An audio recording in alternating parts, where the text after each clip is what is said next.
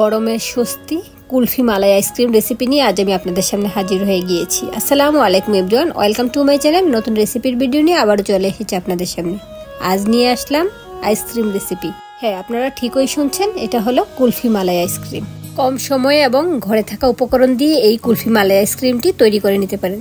এই কুলফি মালাই আইসক্রিম তৈরি করার জন্য এখানে চুলায় একটি প্যানে আমি হাফ কেজি দুধ জাল করে নিচ্ছি। আর আপনারা গুঁড়া দুধ গুলিয়ে ওই কুলফি মালাইটা তৈরি করতে পারেন। এখানে আমি দুধটাকে ভালোভাবে জাল করে নিচ্ছি। এখন এর মধ্যে দিয়ে দিচ্ছি হাফ কাপ চিনি, কারণ আইসক্রিমে মিষ্টিটা পারফেক্ট হতে হবে, তা না হলে খেতে ভালো লাগবে না। এখন এর মধ্যে দিয়ে দিয়েছি 1 টেবিল চামচ পরিমাণ গুঁড়া দুধ। এই গুঁড়া দুধটা দিয়ে আবারও ভালোভাবে নেড়েচেড়ে মিশিয়ে নিচ্ছি। আইসক্রিমের প্রতি বাচ্চাদের একটা আলাদা আকর্ষণ থাকে, সেজন্য আপনারা অল্প সময়ে এভাবে ঘরেই তৈরি করে দিতে পারেন এই কুলফি মালাই। চিনি এবং গুঁড়ো দুধ দিয়ে ভালোভাবে নেড়েচেড়ে একটু সময় ধরে জাল করে নিচ্ছি, অর্থাৎ এখানে আমি প্রায় 4-5 মিনিট জাল করে নিয়েছি। এখন এর মধ্যে আমি অ্যাড করে দিব নারিকেল। এখানে আমি ড্রাই কোকোনাটটা দিয়েছি, আপনারা সাথে সাথে কোরানো নারিকেলও দিয়ে নিতে পারেন।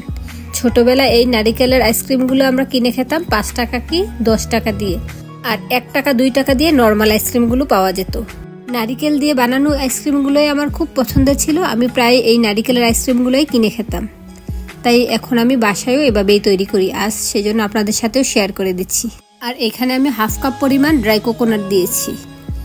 এই কোকোনাটটা দিয়ে আমি ভালোভাবে নেড়েচেড়ে জাল করে নিচ্ছি, যেন কোকোনাটটাও একটু সিদ্ধ হয়ে আসে।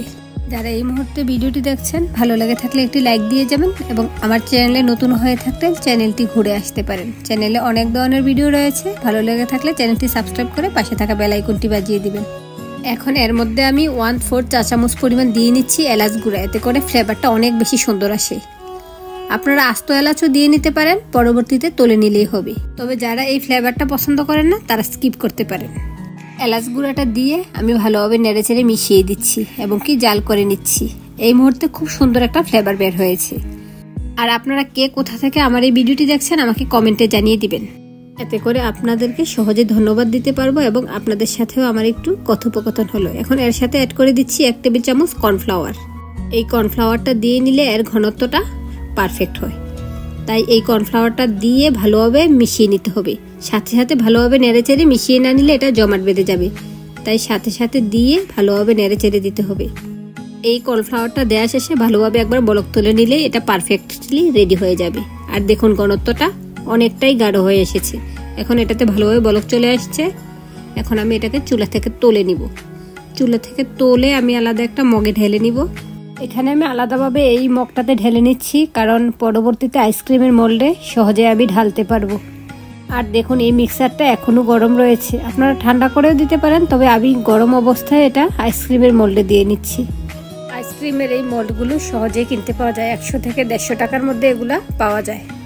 এখন আমি দুধের মালাইটা আইসক্রিমের মোল্ডের মধ্যে একে একে দিয়ে নিচ্ছি। আপনারাও ঘরোয়াভাবে অল্প উপকরণে এই আইসক্রিমটা বানিয়ে নিতে পারেন।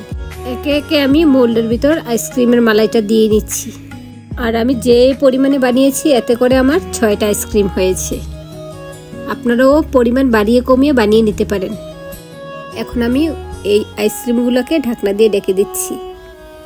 অবশ্য আপনারা এখানে কাঠিও ইউজ করতে পারেন, আর ঢাকনা দিয়ে ঢাকাতে এর সাথে কাঠিতেই আইসক্রিমটা পারফেক্টলি আটকে থাকবে।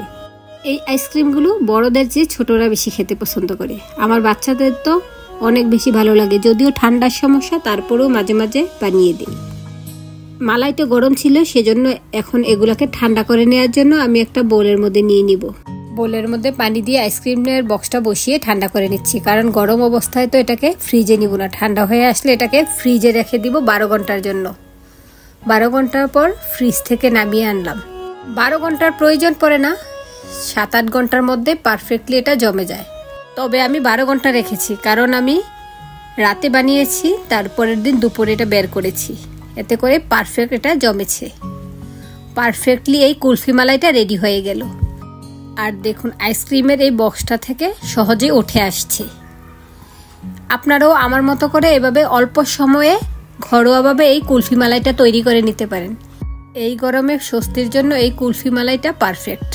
আর ঘরোয়াভাবে তৈরি, এর স্বাদটাও অসাধারণ এবং স্বাস্থ্যসম্মত। আশা করি ভিডিওটি ভালো লেগেছে। আবার চলে আসবো এরকম অন্য কোনো নতুন রেসিপির ভিডিও নিয়ে। সে পর্যন্ত সবাই ভালো থাকবেন, সুস্থ থাকবেন, আর আমার চ্যানেলটি সাবস্ক্রাইব করে আমাকে সাপোর্ট করে যাবেন। আল্লাহ হাফেজ, আসসালামু আলাইকুম।